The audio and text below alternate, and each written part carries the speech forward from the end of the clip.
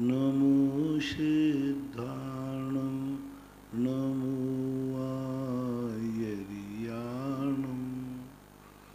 नमो वज्रायाणं नमो लोये सवशाहुणं। पंच परमेष्टि भगवान की जय। आचार्य श्री गुरुवर कुंद कुंद महाराज की जय। आचार्य श्री गुरुवर विद्यासागर जी महाराज की जय। परम पूज्य निर्यापक श्रवण मुनि श्री सुधा सागर जी महाराज की जय। पूजा राहुल जैन, सेठम, आंध्र प्रदेश। श्री सीमेंट गुरुवर नमोस्तु। महाराज जी, इनकी जिज्ञासा है कि भगवान महावीर स्वामी की दिव्य ध्वनि 66 दिन तक नहीं खिरी, तो महाराज जी इसमें क्या भगवान के ज्ञानावरणी कर्म का तीव्र उदय था कि श्रावक के ज्ञानावरणी कर्म का तीव्र उदय था? भगवान के तो ज्ञानावरणी कर्म के तीव्र उदय का सवाल ही नहीं है, क्योंकि वे तो अनंत चतुष्टय प्राप्त कर चुके हैं। श्रावकों का लाभांतराय कर्म का तीव्र उदय था, और इसके लिए पूज्यवर भी स्वामी महाराज ने श्री धवला जी के अंदर कहा काल लब्धि अभावात। और काल लब्धि का अर्थ होता है पूज्यपाद स्वामी का अनुसार कर्मों का क्षयोपशम। तो काल लब्धि यानी उस समय बैठे हुए श्रोताओं के कर्म का क्षयोपशम नहीं था। पूज्यपाद स्वामी ने काल लब्धि की 3 परिभाषा बनाई। एक तो योग्यता, दूसरा तज्जन्य कर्मों का क्षयोपशम, तीसरा भवितव्यता। उस समय ऐसी स्थिति बना दी गई। इसलिए यही मानना चाहिए कि श्रोताओं के लाभांतराय कर्म का तीव्र उदय होने के कारण से भगवान की वाणी नहीं खिड़ी। काकताली न्याय से गंधर्व परमेष्टि के आते ही खिर गई, तो ऐसा माना जाता है कि गंधर्व परमेष्टि एक बहुत तीव्र क्षय संभाले, यह कहना चाहिए इतना उनका पुण्य भवितव्यता थी कि भगवान की वाणी खिलने में निमित्त बन गए।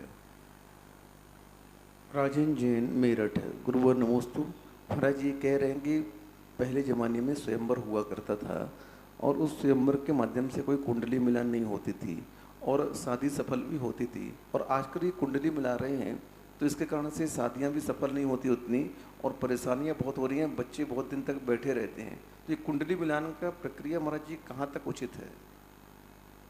देखो, किसी भी चीज़ के संबंध में किसी को नकारना नहीं। मैंने कहा ना, दवाई खाने के बाद लोग मर रहे हैं, तो दवाई खाना कहाँ तक उचित है, ये फैसला आप करो। दवाई खाने के बाद भी लोग मर रहे हैं, रोटी खाने के बाद भी मर रहे हैं, तो कहाँ तक खाना उचित है। दीपक में हाथ लगाने के बाद भी बुझ रहा है, तो दीपक में हाथ लगाने से कहाँ तक उचित है। गाड़ियों में बैठने पर एक्सीडेंट होते हैं, तो गाड़ियों में बैठने में कहाँ तक उचित है। कौन से कार्य हैं जिसमें दुर्घटनाएं नहीं होती। दुर्घटना होना अलग चीज़ है और मार्ग अलग चीज़ है। कुंडी मिलती है, मिलाना ही चाहिए। इनकी नहीं मिलोगी महाराज जी। अब रही बात उसकी कि भाई दुर्घटना है, कोई ऐसा कर्म लेके आए कि वो नहीं मिलती है, तो नहीं मिलती, क्या बात हो गई। कोई बीमारी ऐसी आए जिसकी दवाई नहीं है, तो क्या करें, दवाई खाना थोड़ी बंद कर देंगे। अब कोई इलाज, ऐसी बीमारी आ गई जिस दुनिया में कोई इलाज ही नहीं है, तो फिर ये कह दो फिर दवाई खाने से महाराज क्या मतलब है, फिर इन दवा खाने से क्या मतलब है, फिर इन डॉक्टरों से क्या मतलब है। बोले क्या बात है, बोले मुझे बीमारी हो, इसकी दवाई नहीं। अरे भाई, तेरी बीमारी की दवाई नहीं है तो दवाई को बदनाम क्यों करता है। अरे किसी की कुंडली नहीं मिली तो नहीं मिली, ये तो केस है। कितनी बीमारियां हैं जिनके आज भी अभी तक भी इलाज नहीं है, लेकिन फिर भी दवाई लेना तो लोगों ने बंद नहीं किया ना। दवाई तो दवाई ही होती है। मार्ग को मार्ग ही रहने दो और व्यक्तिगत समस्याओं को व्यक्तिगत समस्याएं रहने दो। कोई व्यक्ति को आंखों वाला भी देखते हुए भी एक्सीडेंट हो जाता है, ब्रेक लगाते हुए एक्सीडेंट हो जाता है, तो ब्रेक से क्या मतलब है। नहीं, ब्रेक तो रहेगा। तो ऐसी हर चीज़ में समझना चाहिए। सीमा जैन, जबलपुर, गुरुवर नमोस्तु। महाराज जी इनकी जिज्ञासा है कि भवनवासी देवों में 7 अनेक कहे गए हैं, घोड़ा, हाथी, रथ, प्यादा, नरकती, गंधर्व और नर्तकी। तो गंधर्व और नर्तकी का सेना में क्या काम होता है? मनोरंजन होता है। अपने गंधर्व हैं, नृत्य होते रहते हैं, एक मनोरंजन है वहाँ। जैसे आप लोग बैठे बैठे अब लॉकडाउन में क्या करें, चलो भाई सीरियल चालू करते हैं।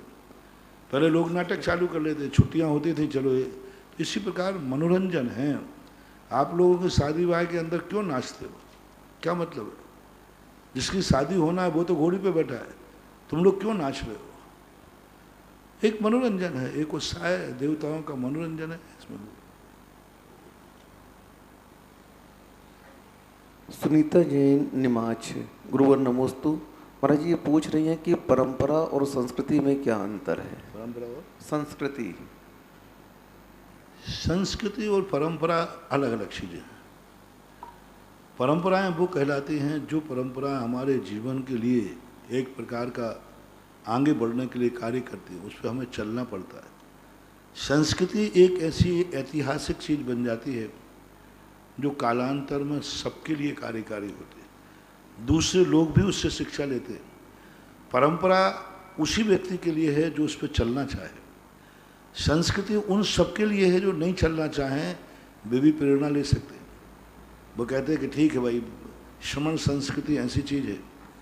श्रमण संस्कृति और श्रमण परंपरा, श्रमण परंपरा उन्हीं के लिए कार्यकारी है जो श्रमण बनते हैं, और श्रमण संस्कृति उन अविरतियों के लिए भी कार्यकारी है, उन मिथ्या दृष्टियों के लिए भी कार्यकारी है जो श्रमण नहीं बनना चाहते, नहीं बने, फिर भी वो श्रमण संस्कृति के सिद्धांतों को पढ़ सकते हैं, श्रमण संस्कृति के सिद्धांतों को वो अपना सकते हैं।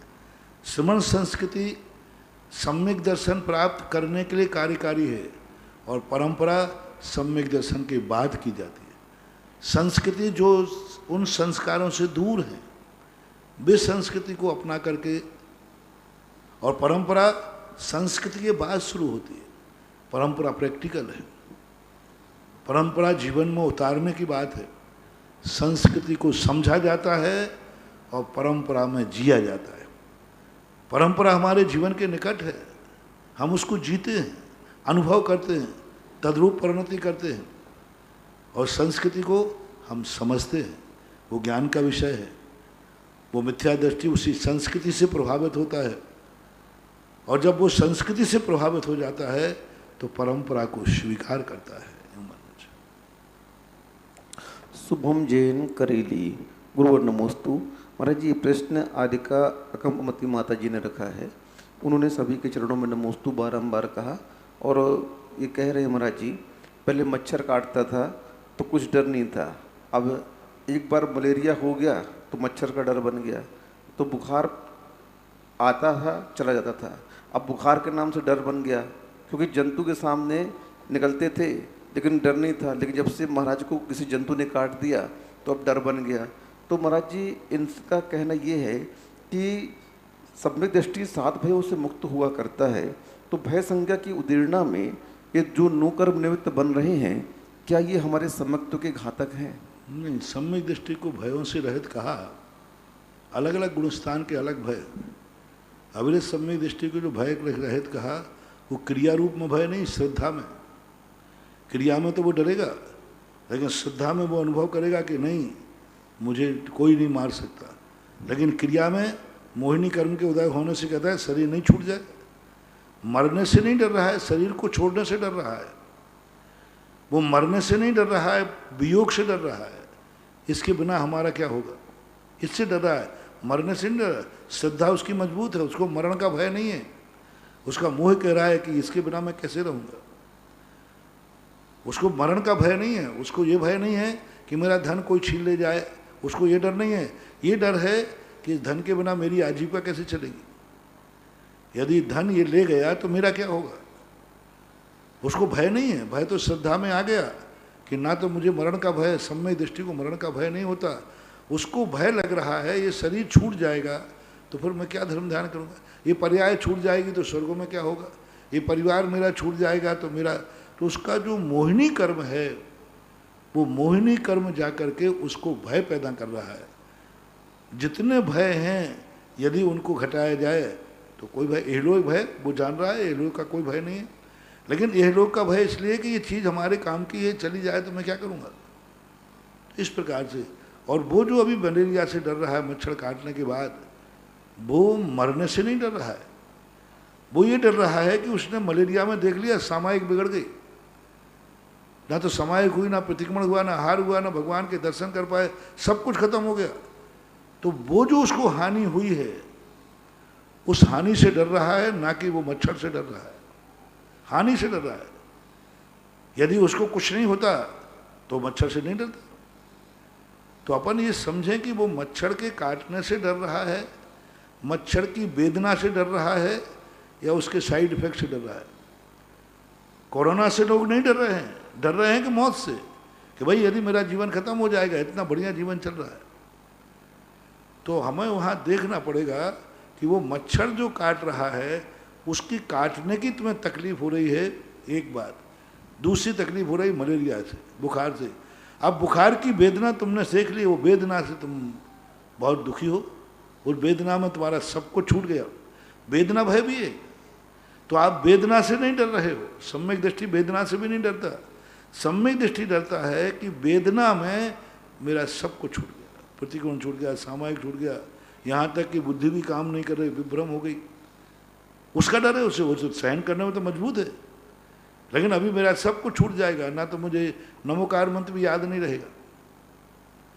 ऐसा बुखार आ गया, ऐसा पित्त चढ़ गया, तो अब मुझे नमोकार मंत्र पढ़ने में, मैं प्रतिक्रमण कैसे करूँ, नमोकार मंत्र भी पढ़ने में नहीं आ रहा है। ये जो भय उनको आ जाते हैं, तो ये भयों से सहित नहीं कहलाएगा। और तीसरी बात है कसाई के अनुसार भय, चौथे गुणस्थान का श्रद्धा के अनुसार भय, पंचम गुणस्थान का एक देश भय। एक देश भय है आपका मच्छर का, और मुनिराज हैं तो उनको सर्वदेश भय रहित होंगे, वो अपनी अपनी क्रियाओं के अनुसार है। इसलिए आप मच्छर से डर रहे हैं तो ये मत समझना कि आपका सम्यक दर्शन सहित हो गया, रहित हो गया। कितनी चीज़ों से अपन डरते हैं, रास्ते में चलते हैं, साइड से क्यों चल रहे हो, एक्सीडेंट का डर है, एक्सीडेंट का डर है इसलिए साइड में चल रहे हैं। तो इन सब चीज़ों को आप ऐसा नहीं लेना।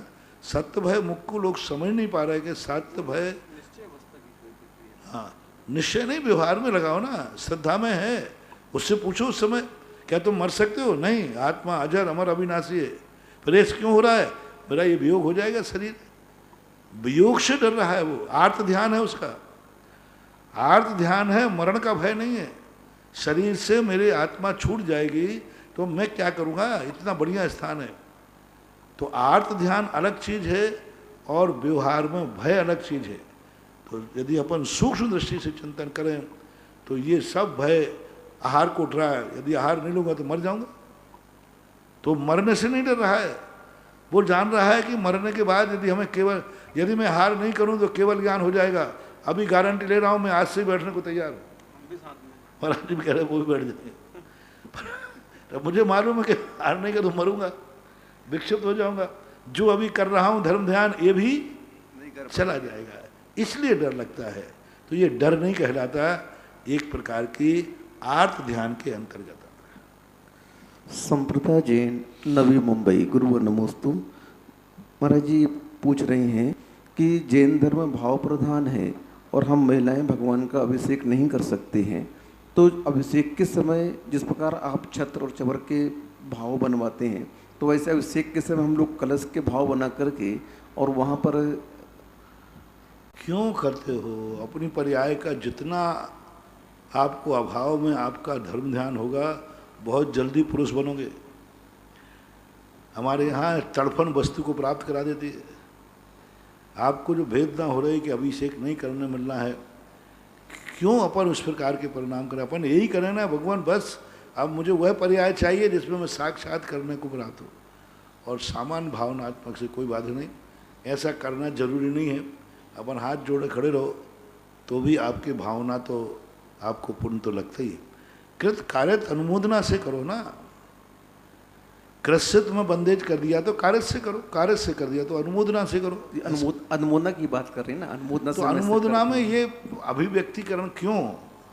भाव है, क्योंकि इससे मार्ग के दूषित होने की संभावना ज़्यादा है। ऐसे फिर आप आहार को भी कर लो कि भैया अपन यूं। हाँ ऐसे कर लो तो कई लोग आखा तीज के दिन पुतलियाँ वगैरह बना करके उनको भोजन कराते हैं, तो 4 साल के अंदर किया। इस प्रकार की क्रिया करने से मार्ग दूषित हो सकता है। ये तो अभी आपातकाल की बात है, इसलिए अपन सब चला रहे हैं, इसको मार्ग नहीं मानना। अंकित जैन, रांची। गुरुवर नमोस्तु। महाराज जी, इनकी जिज्ञासा है कि अनादि मिथ्या दृष्टि को जब सम्यक दर्शन प्राप्त होगा तो वह निसर्गज होगा या अधिगमज होगा? अनादि मिथ्या दृष्टि को तो नियम से अधिगमज ही होगा, क्योंकि जो प्रत्यय निसर्गज सम्यक दर्शन के बताए हैं वो अनादि मिथ्या दृष्टि में घटित नहीं होता। एक बात जाति स्मरण। लेकिन अब दूसरी तरफ से देखना, अनादि मिथ्या दृष्टि को भी निसर्गज सम्यक दर्शन हो सकता है। कैसे? कि पूर्व भाव में उसने मिथ्या दर्शन के साथ महाराज का प्रवचन सुना, मिथ्या दृष्टि होकर के गणधर परमेष्ठी समूषण में आदि जाकर के भगवान के वचन सुने, पढ़ाई की। अब यहाँ उसने उसको माइंड नहीं किया, और मर करके जब नरकों में गया तब उसको यहाँ का प्रवचन वहाँ याद आ गया, और जाति स्मरण के बाद से सम्यक दर्शन हो सकता है। तो इस प्रकार का यदि हम द्रावड़ी प्राणायाम करके उसको घटाएंगे तो अनादि मिथ्या दृष्टि को भी निसर्गत सम्यक दर्शन हो सकता है। क्योंकि निसर्गत की परिभाषा ही है कि जो जाति स्मरण से पूर्व भाव में घटी हुई घटना को स्मरण करके सम्यक दर्शन प्राप्त करना। पूर्व भाव में भगवान महाराज के दर्शन किए थे सामान्य रूप में, अब उस भाव में जाकर के उसको जाति स्मरण हुआ, अरे मैंने तो उनको सामान्य मुनिराज माना था, ये तो साधु परमेष्ठी, ऐसा है वैसा है। तो जो उसको आता है तो अनादि मिथ्या दृष्टि भी निसर्गत सम्यक दर्शन प्राप्त कर सकता है, कोई बाधा नहीं।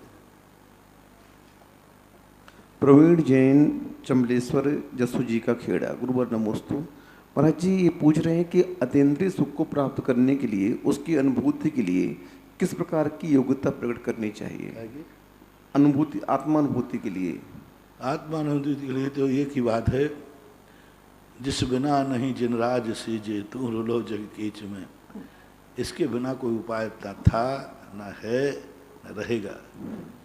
क्योंकि जब तक समस्त प्रकार के परिग्रहों से रहित नहीं होगा तब तक वह व्यक्ति आत्मानुभूति के योग्य ही नहीं हो सकता। परिग्रह त्याग करने के बाद भी मिल जाए सो बात नहीं, ये तो फर्स्ट एड है, पहली भूमिका है। तो समस्त प्रकार के पहले तव और मम प्रत्यय से, ये तेरा और मेरा, इस प्रत्यय से जब तक ऊपर नहीं उठेगा व्यक्ति बाह्य रूप से और अंतरंग रूप से, तब तक नहीं हो सकता। सुखचंद्र महाराज ने, पूज्यवर ने तो स्पष्ट कह दिया, एक धागा भी जहाँ है वहाँ आत्मा की अनुभूति या शुद्ध उपयोग की चर्चा करना व्यर्थ है। सिर से पहाड़ फोड़ना है, रेत से तेल निकालना है। धीरज जैन, मदनपुरी, सहारनपुर। गुरुवर नमोस्तु। महाराज जी, इनकी जिज्ञासा है कि जो भी व्यक्ति आज जन्म ले रहा है उन सभी की आयु क्रम निश्चित हैं या इसके वो धार्मिक अनुष्ठान क्रियाओं के अनुसार वो अपने आयु क्रम को घटा बढ़ा सकता है? आयु कर्म तो सब लेके आते हैं। आयु बंध के समय उनकी स्थिति निश्चित होती है, वह स्थिति कभी भी बढ़ाई नहीं जा सकती। जन्म के बाद आयु में किंचित मात्र भी वृद्धि नहीं होती, हाँ घटाई जा सकती है। तो जितने पुरुषार्थ हमारे चलते हैं घाटे को रोकने में चलते हैं कि स्थिति ना घट जाए, इसलिए बढ़ाने के लिए कोई पुरुषार्थ है ही नहीं, बाकी सब घट सकती है। इसलिए आयु तो निश्चित बना के लाता है, निश्चित है आयु के इतनी आयु दे जिएगा, लेकिन दुर्घटना आदि होने से उसकी आयु क्षय को प्राप्त हो जाती है। इसे अकाल मरण बोलते हैं। विवेक जैन, जावर। गुरुवर नमोस्तु। महाराज जी, ये पूछ रहे हैं कि जो 3 कम 9 करोड़ महाराजों की गिनती बताई गई है, तो उसके अंतर्गत कौन से गुण स्थान से लेकर कौन से गुण स्थान तक के मुनिराज आते हैं? 6ठे गुण स्थान से लेकर 14वें गुण स्थान तक के मुनिराज 3 नम कम 9 करोड़ भावलिंगी मुनिराज ही आते। तो महाराज जी ये पूछ रहे हैं, तो ये 3 कम 9 करोड़ महाराज जो संख्या बताई गई है, ये हमेशा पाई जाएगी कि इसमें कम बढ़ती होते रहते हैं? पहली बात तो इसमें मुनिराज ही नहीं है, अरहंत भगवान भी मुनि ही हैं। अरहंत भगवान को मुनि ही मानना चाहिए, क्योंकि स्नातक कहलाते हैं। तो मुनि की ये चरणानुग की विवक्षा में अपन मान लेते हैं कि अरहंत भगवान है। कर्म सिद्धांत की अपेक्षा से तो नियम से वो भी मुनिराज ही हैं, तो इसलिए वो गरुड़ स्थान में। और ये उत्कृष्ट संख्या है।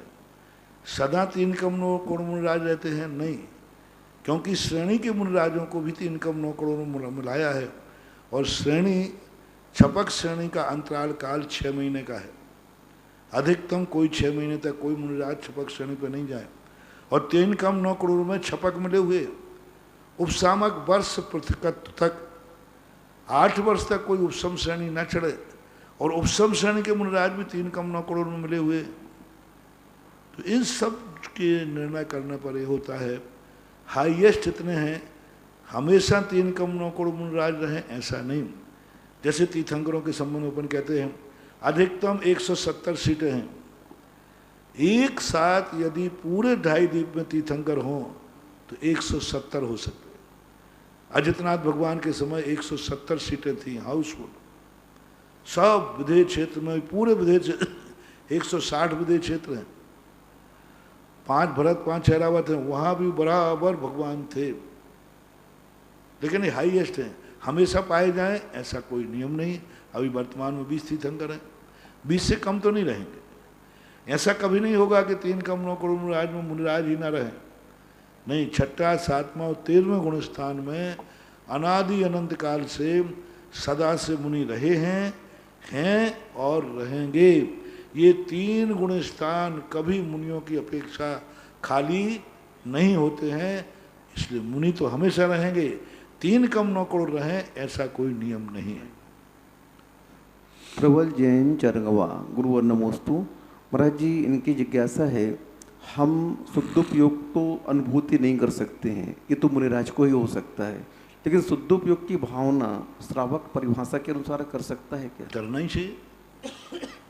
द्रव्यसंग्रहकार की टीका में प्रज्वल ब्रह्मदेव सूर्य ने स्पष्ट लिखा, शुद्धात्मा भी मुख हुए बिना सम्यक दर्शन ही नहीं होगा। स्पष्ट उल्लेख किया, शुद्धात्मा अभिमुख।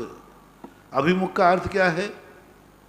उसकी प्राप्त करने का भाव, भावना, सिद्धांत, चिंतन, ये तो होना ही चाहिए, बराबर कर देना चाहिए। शुद्धोपयोग की भावना ही छोड़ दी तो फिर शुभोपयोग का मतलब क्या? शुभोपयोग जब ही शुभोपयोग है जब उसमें शुद्धोपयोग को पाने की भावना है। यदि शुद्धोपयोग की भावना नहीं है तो वो शुभोपयोग भी नहीं है। बहुत बड़ी बात आप लोगों ने किया। मुनि व्रत जब ही है जब हमें सिद्ध बनने का भाव है। यदि मुनि अकेले बनने का भाव है तो भावलिंगी नहीं हो सकता। भावलिंगी मुनि वही है जो मुनिचर्या पालन कर रहा है। किसके लिए? सिद्ध बनने के लिए।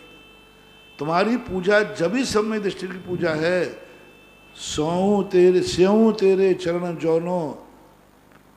जौनो न पाऊं मोक्ष पद, ऐसा कुछ आता है। मोक्ष पद के लिए मैं तेरे चरणों की सेवा कर रहा हूँ। हाँ, तिष्ठतु तावत् निर्माण संप्राप्ति तव पादौ मम हृदयम तपदद्वीलीनम तिष्ठतु जिनेन्द्र तावत् यावत् निर्माण संप्राप्ति। बस बीच के कथन से कोई फर्क नहीं पड़ा।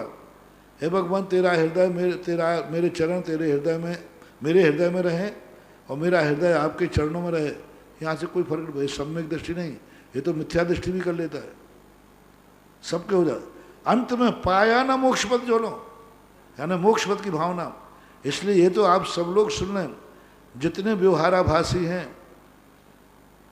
जो शुभोपयोग भाषी हैं, जो व्यक्ति शुद्धोपयोग की भावना नहीं करता है, आगे बढ़ने के लिए भावना नहीं करता है, वह कितनी भी क्रियाएं कर ले, वो क्रिया सम्यक दृष्टि की नहीं। पूज्यवर नेमिचंद महाराज ने जीवकांड के अंदर स्पष्ट उल्लेख किया, जो चौथा गुण स्थानवर्ती व्यक्ति यदि आगे की क्लास में 5वां क्लास में जाने का भाव नहीं करता है, वो सम्यक दृष्टि हो ही नहीं सकता। सच्चे देवसाद गुरु का नियम लिया है, खोटे को नहीं मानता। सच्चे देवसाद 3 मूर्छाओं से रहे थे, लेकिन यदि उसको आगे व्रत लेने का भाव नहीं आता, मुनि बनने का भाव नहीं आता, मोक्ष जाने का भाव नहीं आता, तो नियम से मिथ्या दृष्टि ही समझना चाहिए। उन्होंने कहा कि निरंतर, जैसे अपन अंदाज लगा, लोक व्यवहार का एक उदाहरण दे देता हूँ। चौथी कक्षा में कोई विद्यार्थी पढ़ रहा है, उससे पूछो कि भाई किस लिए पढ़ रहे हो, चौथी में रहने के लिए कि पांचवी में जाने के लिए? कोई भी नहीं बोला आज तक, कोई भी विद्यार्थी। बोले साहब क्यों पढ़ रहे हो? बोले साहब एक क्लास बहुत अच्छी है, यहाँ का टीचर बहुत अच्छा है, फर्नीचर बहुत अच्छा है, और इस कमरे में एसी है, तो मैं तो ये चाहता हूँ कि हमेशा यही क्लास पढ़ता रहो, यही क्लास पढ़ता रहो, क्योंकि इसमें बहुत सुविधाएं, मास्टर बहुत बढ़िया, और कितना बढ़िया, यही क्लास पढ़ता रहो। बताओ इसको ज्ञानी कहूँ कि मूर्ख कहूँ? मूर्ख है। इसी प्रकार सारी जिंदगी तुम क्यों पढ़ो? बोले चौथे क्लास में रहने बहुत मजा है, बोला चौथे गुणस्थान में रहने में बहुत मजा है। बोले क्यों? खूब खाओ पियो मस्त रहो, कुछ ना त्याग करना ना बहुत कुछ करना, ये क्लास बहुत अच्छी है, सब प्रकार की छूट, कोई चारत मोहे वो श्लेष न संयम। फिर सुरनाथ देते हैं जयदाओं के द्वारा जयकार भी मिलेगा और संयम कुछ लेना नहीं। इसलिए भगवान मैं तो सदा चौथे गुणस्थान में बना रहूं। ये सम्यक दृष्टि नहीं, ये मिथ्या दृष्टि है। लेना नहीं लेना अलग चीज है, और भावना करना अलग चीज है। अविरत समय एक दिन छटपटाता है कि मैं व्रत कैसे लूं, वृत्ति छटपटाता है मैं मुनि कब बनूं, मुनि छटपटाता है मैं अरहंत और सिद्ध पद कब प्राप्त करूं, तभी ये हमारे यहाँ सुपयोग की कोटि में आएगा, ये ध्यान रखना। चेतन जैन सागर गुरुवर नमोस्तु। महाराज जी, इनकी जिज्ञासा है कि देवों को द्वादशांग का ज्ञान हुआ करता है, तो वर्तमान में जो बेंतर आदि देव आते हैं और जो जिनवाणी के संबंध में हमें शंका हुआ करती है, जिस पर हमें कुछ ज्ञान नहीं हुआ करता, तो उनसे हम क्यों न पूछ लें जिनवाणी? वो बताएंगे? नहीं बताएंगे, सबको नहीं होता द्वादशांग का ज्ञान। वो सौधर्मिंद के पास जाके पूछ लेंगे। सौधर्मिंद को होता है, लोकांतिक देवों को होता है, उनको मति नहीं होती। कितने लोग हैं, अब यहीं देख लो, कितने लोग तो महाराजों के पास पूछने आते, महाराज हमें जिंदगी जीने की कला सिखाओ। और महाराज बैठे, साक्षात भगवान बैठे रहे, ऋषभदेव मारीच भगवान के पास नहीं गया, भगवान सच्चा मार्ग बताओ। तो जब कर्म के उदय होते ना अशुभ, तब नहीं होती।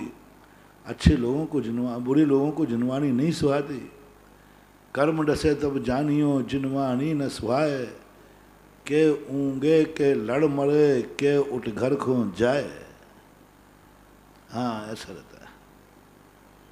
परम पूज्य आचार्य गुरुदेव श्री विद्यासागर जी महाराज के परम आज्ञानुवर्ती शिष्य निर्यापक श्रवण मुनि पुंगव श्री सदासागर जी महाराज के मुखारविंद से देश विदेश में अपने घरों पर टीवी के समक्ष बैठे हुए भक्तगण जो ऑनलाइन जिज्ञासा भेजते हैं, सुनते हैं, देखते हैं, समझते हैं, उन सभी भक्तों की ओर से गुरुवर के चरण में त्रैवार नमोस्तु।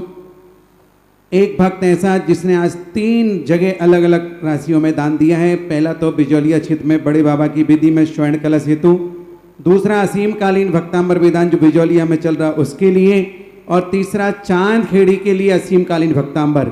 मैं नाम एक ही बार पुकारूंगा क्योंकि समय बचाएंगे, गुरुवर की वाणी सबको सुनना है।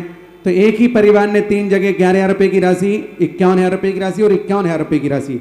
नाम है श्रीमान मोहनलाल जी, महावीर प्रसाद जी, पदमचंद जी, नरेश जी, जयकुमार जी, कमल जी, गदिया परिवार भीलवाड़ा। एक बार इनके सम्मान में जोरदार ताली बजाएं क्योंकि इन्होंने सभी क्षेत्रों पर विदान करने की भावना भाई है। चांदखेड़ी के लिए एक विदान और आया 51,000 रुपये की राशि में नरेंद्र कुमार, सुगंचंद, सरला देवी, विद्या जैन जैन लोहाड़िया परिवार कोलकाता। प्रथम जिज्ञासा है महाराज श्री ज्ञानार्णव ग्रंथ में वृद्ध जनों की प्रशंसा की है, इसके बारे में बताया कि उम्र मात्र अधिक होने से व केस सफेद होने मात्र से वृद्ध नहीं होते। जो मुनि तप शास्त्राध्ययन धैर्य यम संयम से वृद्ध अर्थात बड़े हैं वे ही वृद्ध होते हैं। वह जिनके सदाचरण कभी कलंकित नहीं हुए हैं भी यौवन अवस्था में भी वृद्ध हैं। ये जो परिभाषा गुरु महाराज ने ग्रंथ में बताई उसके बारे में कृपया समझाने की अनुकंपा करें। वृद्ध का अर्थ होता है उस पूर्ण के लिए अनुभव से पूर्ण जानकारी, अनुभव सिद्ध। तो अनेक वृद्ध हैं, हम उम्र के वाले को वृद्ध को ही वृद्ध ना कहें ये भी नहीं बन सकता। वो लोक व्यवहार की अपेक्षा शरीर की दृष्टि से वृद्ध वो भी है, उसने भी बहुत सारी चीज़ें देखी हैं संसार की। अब चूंकि ज्ञानार्णव एक धार्मिक ग्रंथ है, ज्ञानार्णव एक ध्यान का ग्रंथ है, तो उसमें ध्यान वृद्ध चलेगा। जिन्होंने वर्षों से खूब ध्यान किया है, इनकी चर्या शुद्ध है। अब मूलाचार में उठाओगे तो चर्या वृद्ध है, ये चर्या में बहुत वृद्ध हैं, निपुण हैं।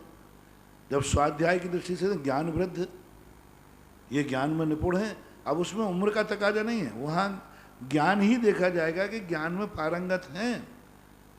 उसमें बड़ा आदमी ज्ञान में कम हो सकता है, छोटा बढ़ सकता है, हो सकता है आचार्य परमेष्ठी ज्ञान में कम हो और चेला का उनसे ज़्यादा हो जाए, हो सकता है। आचार्य को नहीं लिखा कि द्वादशांग का ज्ञान होना चाहिए, उनका चेला उपाध्याय को लिखा है कि द्वादशांग का ज्ञान होता है। तो वृद्ध की परिभाषा हमें ये देखना पड़ेगा। हम मात्र अपने पक्ष को लेकर के सारे वृद्धों को नकार दें तो लोक व्यवहार का लोप हो जाएगा। मात्र ज्ञान वृद्ध ही वृद्ध है, चारित्र वृद्ध ही वृद्ध है, तो फिर गृहस्थों का क्या होगा? जो उम्र वृद्ध हैं उनका क्या होगा? तो ऐसा नहीं, वहाँ मूड अपन को ये देखना है, ये ग्रंथ चूंकि धार्मिक ग्रंथ है तो यहाँ धर्म वृद्ध को ही वृद्ध कहा। और वृद्ध कौन है? जो अनुभव कर चुका है, जो संपन्न है, उस रास्ते से गुजर चुका है। ऐसा जैसे ध्यान के बहुत अनुभव हैं, जैसे स्वाध्याय के बहुत अनुभव हैं। कौन से आचार्य क्या कहते हैं, कौन से आचार्य क्या कहते हैं, सब आचार्यों को पढ़ करके जिसने मिला लिया है। अब जिसने कोई नहीं पढ़ा हो, बोले महाराज ये साथ में तो ये लिखा है, और दूसरा कहता मैंने तो पढ़ा ही नहीं। तो जो पढ़ा होगा वो कह देगा हाँ नहीं ठीक ठीक है, आप उन आचार्य के अनुसार बोल रहे हैं। इसका अर्थ है कि उन आचार्यों को भी उस ज्ञानी ने पढ़ा है, वो ज्ञान वृद्ध है। ज्ञान वृद्ध कौन है? जिससे सबसे पहले शब्द ज्ञान हो, आगम ज्ञान हो, स्वयंमत और परमत का ज्ञान हो, पक्ष और विपक्ष का ज्ञाता हो, वह ज्ञान वृद्ध कहलाता है। चर्या वृद्ध कौन कहलाता है? जिन्होंने अनेक विपदाओं पर आने पर भी चर्या में दोष नहीं लगाए।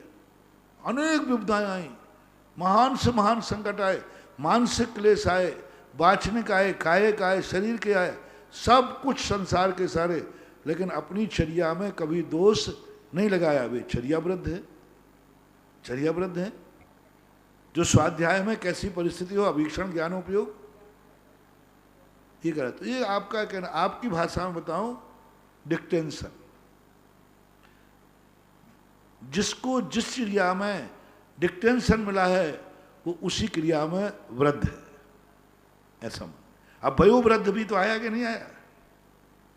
अब वयोवृद्ध में आचरण नहीं देखा जाएगा, ज्ञान नहीं देखा जाएगा, इनकी चर्या नहीं देखी जाएगी। वयोवृद्ध वयोवृद्ध है, दादा दादा है, पिताजी पिताजी हैं। अब भली पिताजी मंदिर नहीं जाते, बेटा मंदिर जाता है।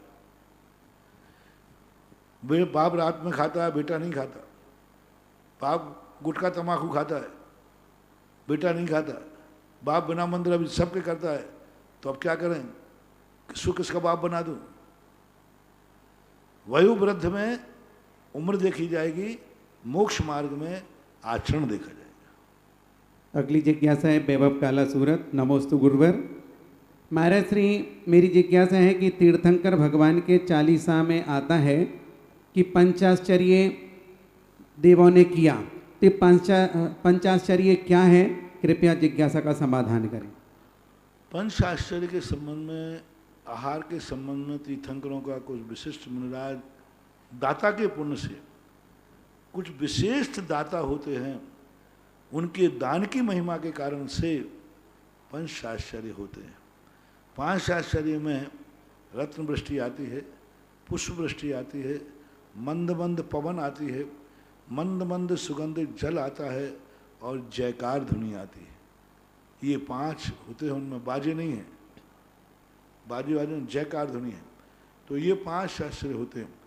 तीर्थंकरों की प्रथम पारणा पर नियम से पांच शास्त्र होते हैं। कुचित कजादत मुनिराजों की भी पारणा आहार के समय होते हैं। महावीर स्वामी की सभी आहार जितने बार उन्हें आहार लिए उतने बार पांच शास्त्र हुए हैं। बस ये आहार के समय ही पंचाश्चर्यों का वर्णन मिलता है। कुचित कदाचित प्रतिमानिक की कथाओं में अन्य समयों पर भी 5 आश्चर्य की कथाएं कुछ हैं प्रकीर्णक, जैसे विहार कर रहे थे मुझे आज तो 5 आश्चर्य हो गए, कहीं उपदेश दे रहे थे तो ऐसे कुछ प्रकीर्णक मिलते हैं, लेकिन आहार के संबंध में मूल प्रभायमान परंपरा है। अगली जिज्ञासा रिकॉर्डिंग के माध्यम से।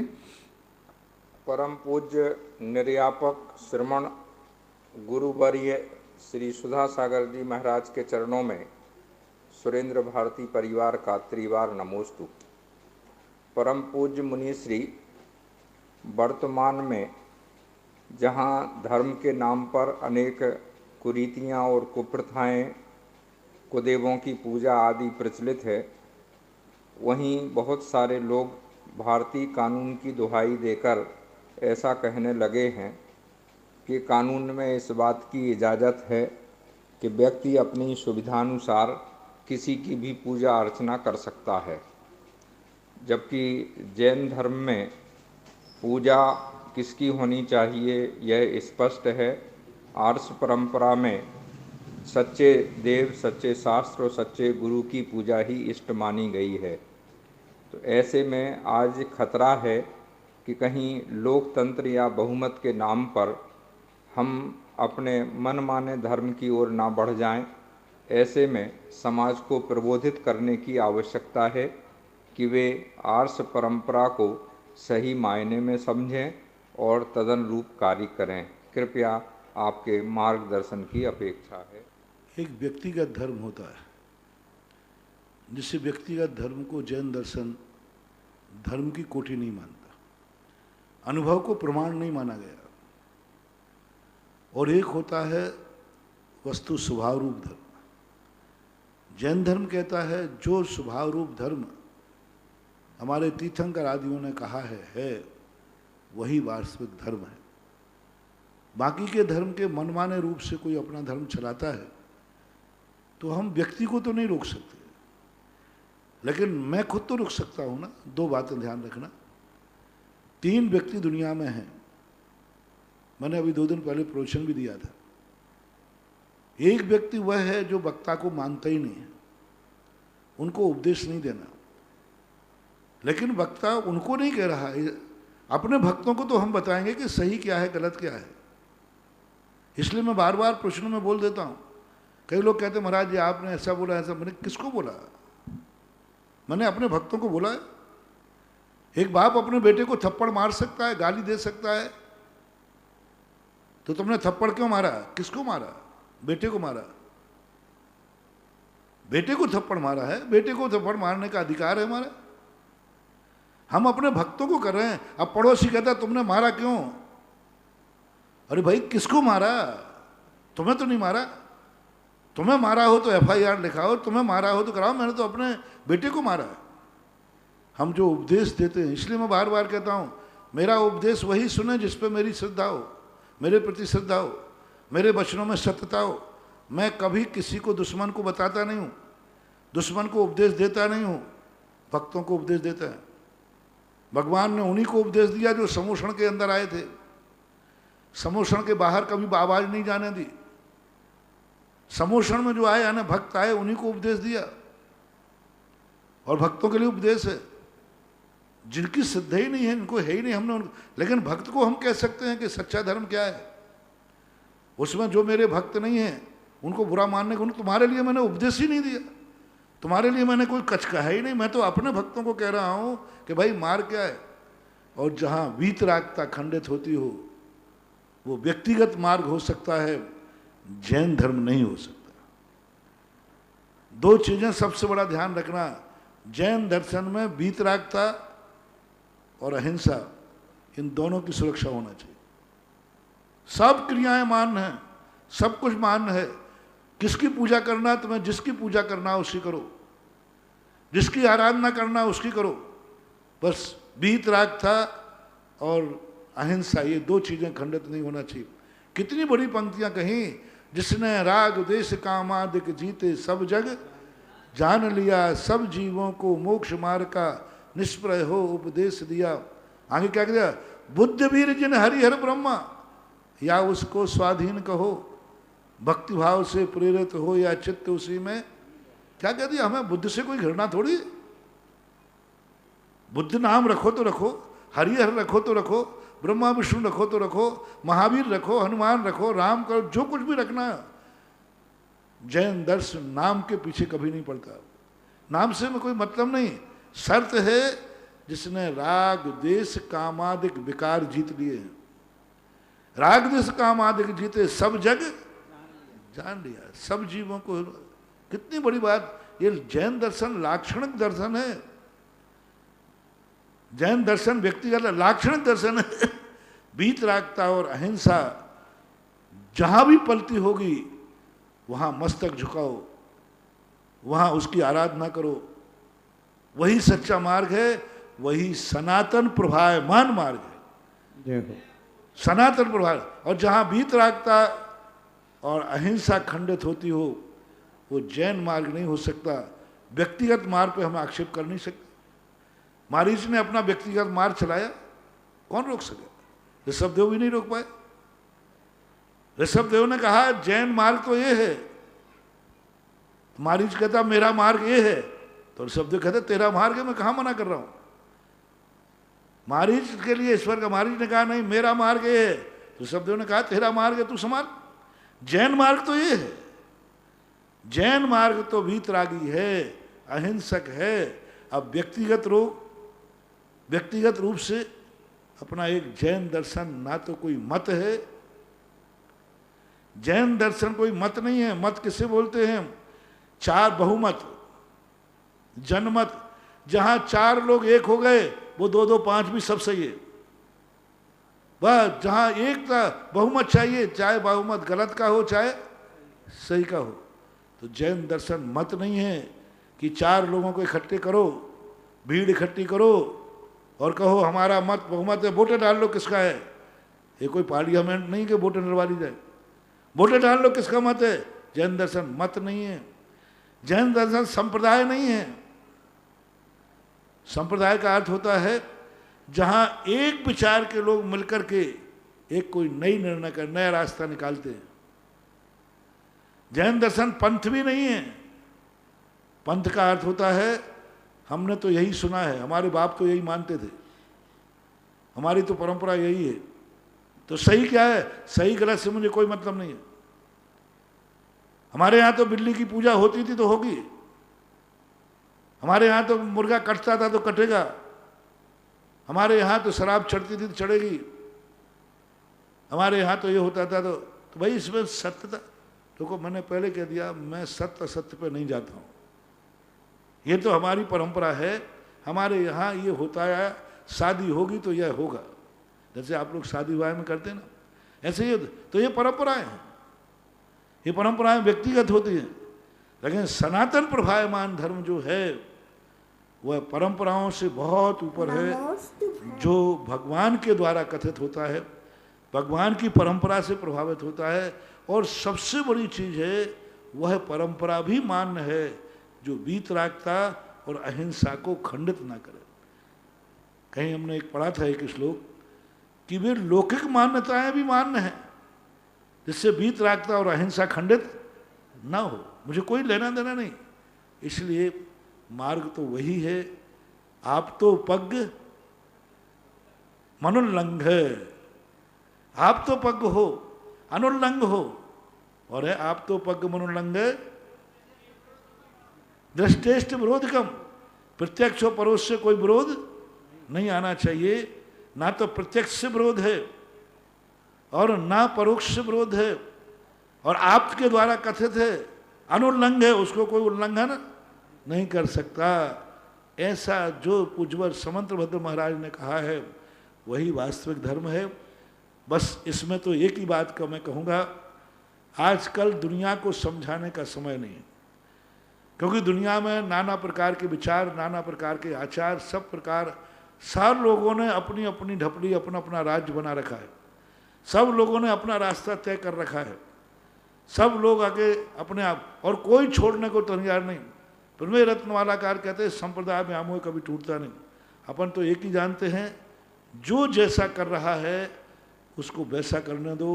आजकल किसी को समझाओ मत, समझो।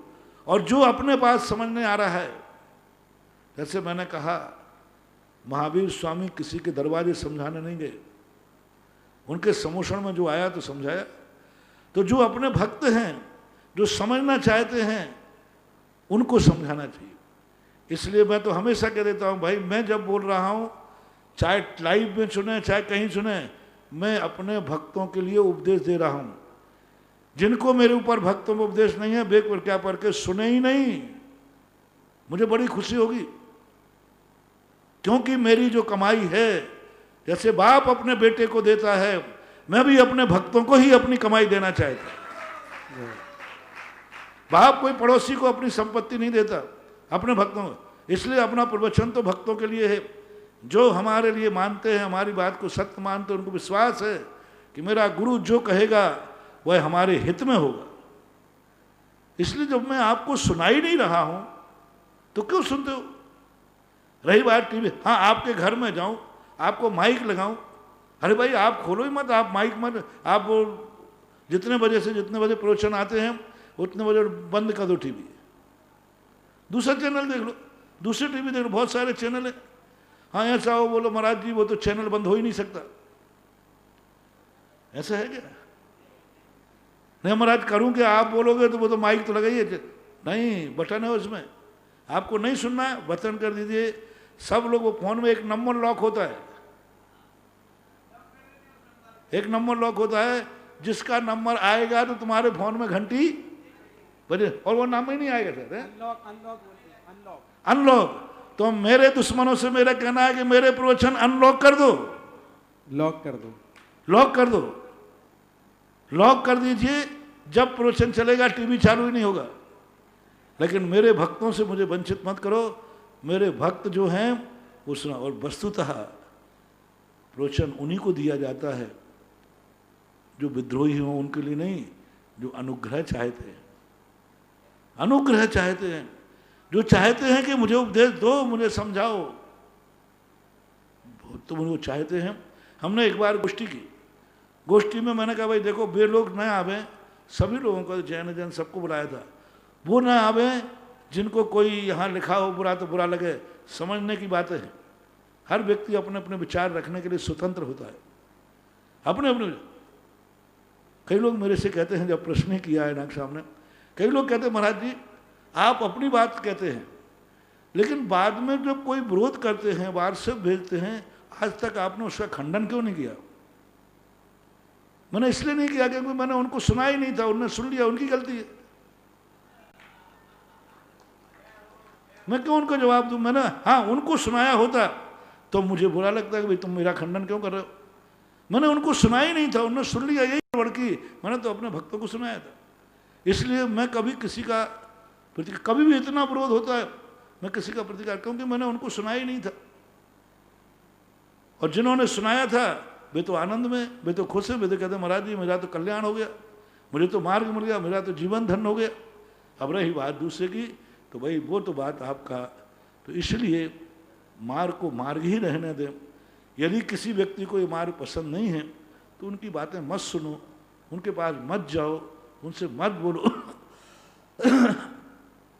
क्योंकि मैं तो जान लेता हूं कि भाई हमें कोई समझ में ही नहीं आ रहा। आज हर व्यक्ति अपना कार्य करने के लिए, अपनी बात के लिए, तो उनके लिए तो हम कुछ बोल नहीं सकते।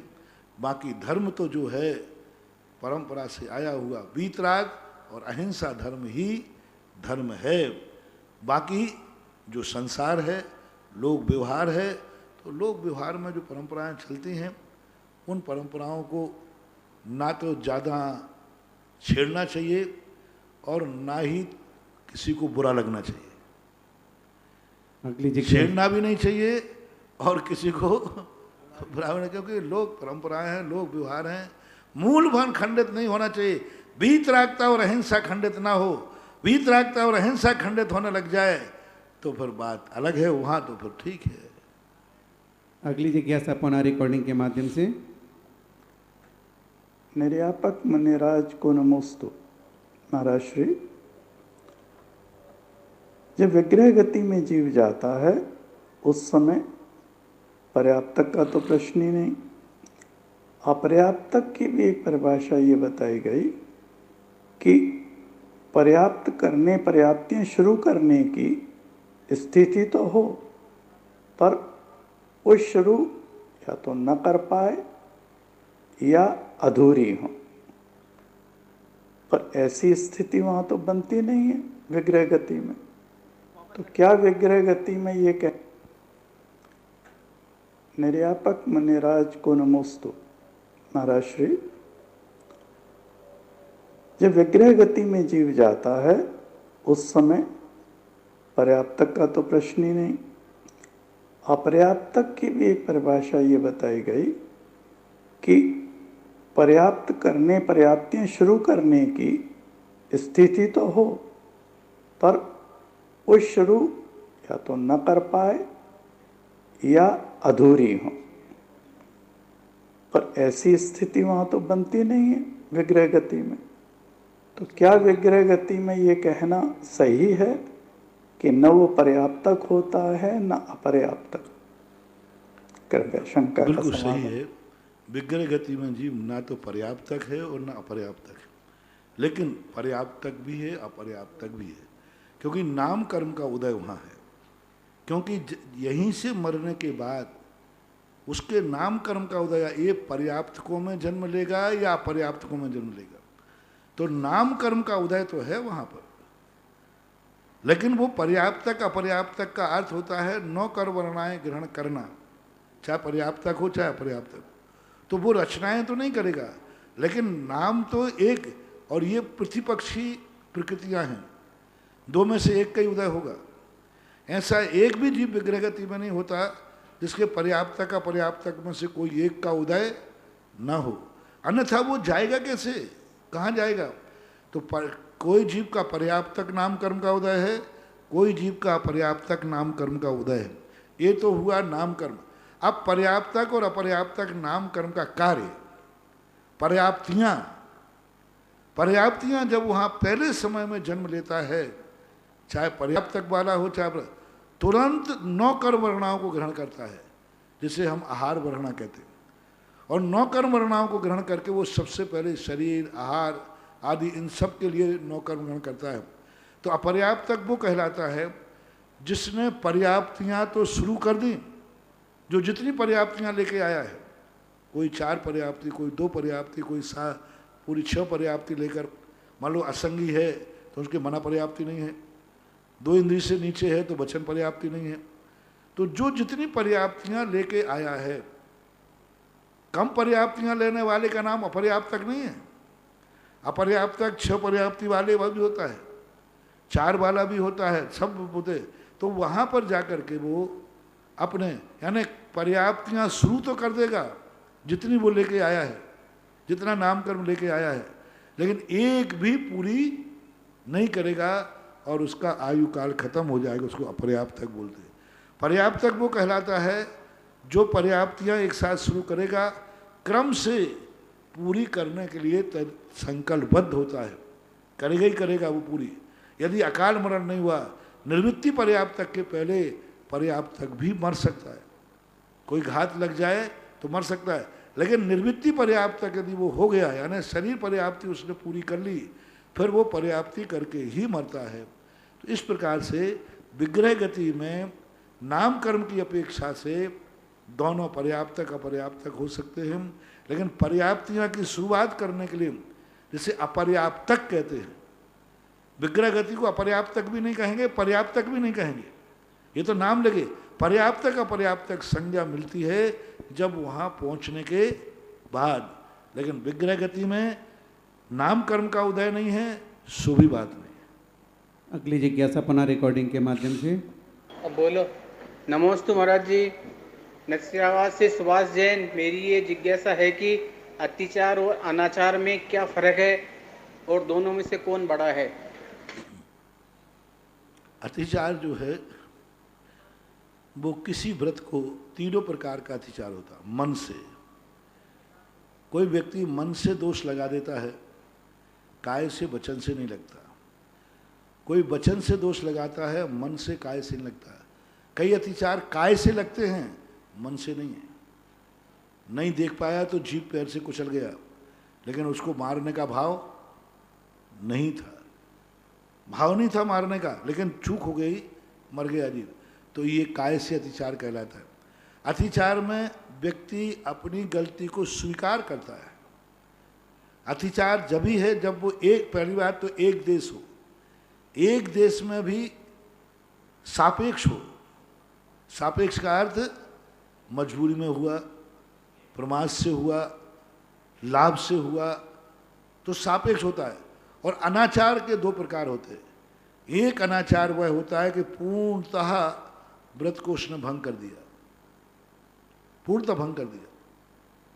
और एक अनाचार वो होता है जो कहता है कि ये अनाचार है ही नहीं और अनाचार है, तो वो भी अनाचार माना जाता है। अतिचार को जो अतिचार नहीं मानता है वो अनाचार की कोटि में आता है। अतिचार लग रहा है, वो कहता है ये कोई अतिचार नहीं है, इसमें कोई दोष नहीं है, तो वह अनाचार की कोटि में ही आता है। लेकिन अतिचार जभी तक है जब तक वो अतिचार को अतिचार लग गया, लेकिन दोष को दोष मान रहा है। तो एक देश को अतिचार कहते हैं, पूर्ण व्रत को भंग करने को अनाचार कहते हैं। अगली बड़ा और जिज्ञासा छोटे के में तो अनाचार निकृष्ट है, बहुत ही निकृष्ट। विजय धुर्रा अशोकनगर। परम पूज्य गुरुदेव के चरणों में बारंबार नमोस्तु नमोस्तु नमोस्तु गुरुदेव। आज के प्रवचन में आपने कहा था कि सम्यक दृष्टि प्रतिदिन भगवान के दर्शन करके भी अपने मन को तृप्त नहीं कर पाता और उसकी जिज्ञासा बनी रहती है। गुरुदेव, कई प्रतिमाओं को देखकर बहुत आनंद आता है। यहाँ के विश्व के बड़े बाबा की प्रतिमा और छोटे भगवान जी को देखकर ऐसा लगता है कि इन्हें देखते ही रहो, देखते ही रहो। लेकिन जो मन तृप्त नहीं होता वो कैसे घटित होगा? और हम लोग को जब दर्शन करते हैं तो कैसे भाव लाना चाहिए कि आनंद हमें बना रहे? मन तृप्ति का अर्थ होता है कि हम अभी उनकी महिमा उतनी नहीं पहुंच पाए जितना वो महिमा मान है। जब किसी भी चीज़ कहते भैया अपन उनकी गहराई नहीं नाप सकते, क्योंकि उतने जितने उनके गहरे गुण हैं वहाँ तक हम पहुँच नहीं पाए।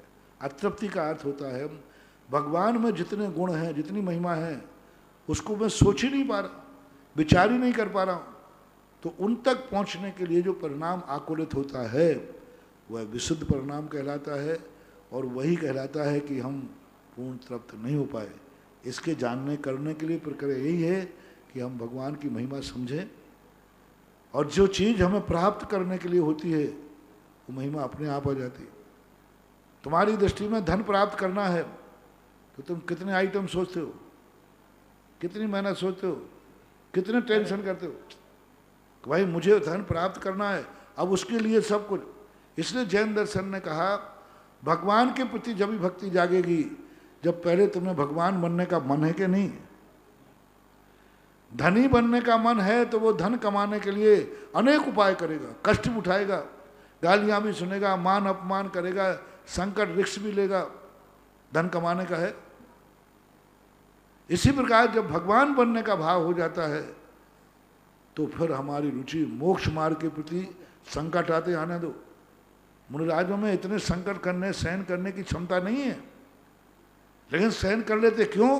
उन्होंने लक्ष्य बना लिया है हमें भगवान बनना है, अब कितने कष्ट आए। जैसे धन कमाने वाला व्यक्ति लक्ष्य बना लेता है, अब उसमें परेशानी आएंगे, बोले साहब झेलूंगा, 2 पैसा तो मिलेंगे कि नहीं? हाँ वो तो मिल जाएंगे, तो चलो जहाँ चलना है वहाँ चलो, देश चलो, विदेश चलो, चारू दत्त देखो धन कमाने के लिए कहाँ कहाँ घूमता रहा। ऐसा ही जो भगवान बनना चाहता है, जब अपन पहले लक्ष्य ये बनाएंगे तो हमें भगवान के प्रति प्रीति जाग जाए। जय नमोस्तु गुरुदेव। अगली जिज्ञासा है उमा जैन, अशोक विहार, दिल्ली। मेरे आराध्य गुरुवर के चरणों में नमोस्तु। मेरी जिज्ञासा है गुरुवर, सौदर्मेंद्र जन्माभिषेक करता है, मोक्ष के बाद इंद्राभिषेक नहीं कर सकता, तो आजकल मंदिरों में जो हार मुकुट माला पहनकर सौदर्मेंद्र की कल्पना करके अभिषेक कराते हैं, वो क्या कारण है? मंदिरों में सौदर्मेंद्र आदि की कल्पना करके अभिषेक कराते हैं हार मुकुट माला पहना के, वो क्यों? कोई बाधा नहीं। हमेशा क्या होता है, एक ऐसे व्यक्ति को जो क्रिया हम करना चाहते हैं उस क्रिया में यदि हमसे पहले कोई ऐसा प्रमाणिक व्यक्ति वो क्रिया कर गया हो तो उस क्रिया के प्रति हमारी रुचि बढ़ जाती है, प्रमाणिकता आ जाती है। अब अभिषेक की क्रिया में सबसे बड़ा ज्ञानी कौन है जो अभिषेक की क्रिया करता है? किसको लाऊं? जो सब ज्ञान जानता हो, सब कुछ जानता हो, उस ज्ञानी से हम पूजा कराएंगे, उसके पीछे मैं करूंगा। तो व्यवहार की क्रिया पूजा काट का सबसे बड़ा ज्ञानी स्वधर्मेंद्र, चक्रवर्ती नहीं, क्योंकि चक्रवर्ती को अवधिज्ञान हो ये कोई नियम नहीं है, वो भगवान के समोषण उनको मिले कोई नियम नहीं, लेकिन देवता अवधिज्ञानी है, छायक सम्य दृष्टि है। चक्रवर्ती मोक्ष जाए उसी भाव में कोई नियम नहीं, वो तद्भव मोक्षगामी है। सीमंदर भगवान के पंचकर्णक में करता है, इसलिए अपन उसको आगे करके करते हैं। और अपन क्यों बनते हैं आप लोग स्वधर्मेंद्र? क्योंकि जैसा भेष बन के परिणाम वैसे ही हो जाते हैं। पिछी कमंडल आप देखना, कभी दीक्षा देखना, दीक्षा लेने के पहले ब्रह्मचारी भैया को देखना, जब वो स्टेज पे गए थे, और जब दीक्षा हो जाए, जब लौट के देखना, चाल में अंतर आ जाता है, दृष्टि में अंतर आ जाता है, बोलने में अंतर आ जाता है, हर क्रिया में अंतर आ जाता है, भेष का बड़ा फर्क पड़ता है। तो स्वधर्मेंद्र बनते ही हमारी क्रिया में एक बहुत बहुमान आता है, वैभव आता है। जैसे स्वधर्मेंद्र तन्मय होकर के, निर्लोभी होकर के भगवान की महिमा गाता है, उसका भेष का भी प्रभाव पड़ता है। इसलिए भेष को नकारना नहीं चाहिए। ठीक है, जो नहीं करते हैं, इंद्र आदि नहीं बनते हैं, तो वो गलत भी नहीं है, लेकिन बनते हैं तो भी गलत नहीं। इस प्रकार से जिज्ञासा समाधान कार्यक्रम संपन्न हुआ। आरती के लिए तैयार रहेंगे आज धुर्रा परिवार, जिन्हें परम पूज्य महाराज श्री के आहार कराने का सौभाग्य मिला था। इसके पहले जिनवाणी स्तुति। जिनवाणी के ज्ञान ते सूझे लोकालोक शोभा